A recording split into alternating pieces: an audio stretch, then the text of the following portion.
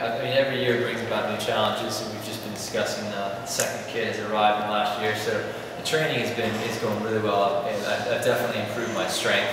My overall speed is a little bit down, just based on you know, the targeted training has changed as we did our first marathon about 2 months ago. So, you know, when I hit the line on Thursday morning, certainly that will be back on my mind. I feel like I'm stronger than I ever have been, so I should be ready for the hills, the changing paces. But I think that, you know, my speed does remain in question a little bit. So, you know, the pace probably will be a little slower at the very beginning for me, but hopefully I'll be able to maintain that consistent pace the whole way out. Whereas in previous years I've yo-yoed a little bit. I've had some faster miles and some slower miles in there. So I think hopefully I'll be more consistent with my overall time.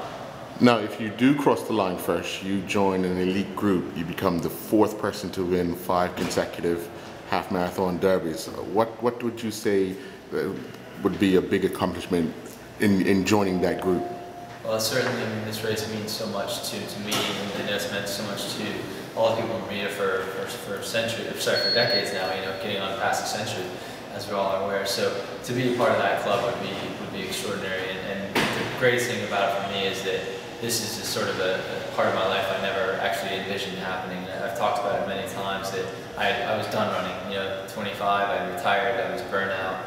I really can't emphasize how special this day is. This is why I still run. I mean, just seeing people out there, and I think also the second part of this for me is not only what I feel that I get out of it, but I hope that I'm encouraging the youngsters. I want these young guys to, when they pass me by, not only do I want them to pass me by, but I want them to just keep on going. You know, smash all the records.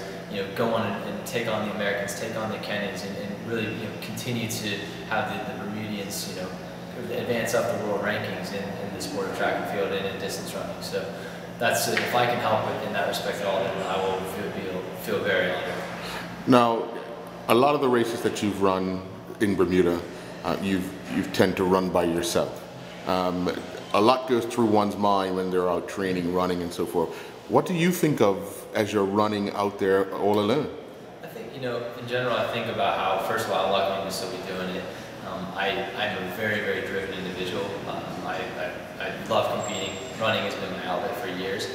But that said, I have my bad days. I have my struggles. I have the days when, just like everybody, you don't want to get out of bed, you're tired, you're grumpy. But oftentimes I find by the end of my run, as I've gone through my mental struggles and my demons, I've actually been able to find that at the end of that run, I feel better about my day. Whatever stresses, whether it's, you know, kids, job, we all have them, right? And I think that that's another side benefit that running has given me. So generally, you know, I'm always going through my race preparations as well while I'm out there, thinking about, you know, how it's going to feel on miles 8 and 9 along Harbor Road, right when the pain starts to really, you know, settle in. So I do practice that during some of my training sessions. Now, you go into this race as you did 2 years ago with you and your wife favorites as winning. What's been the house talk?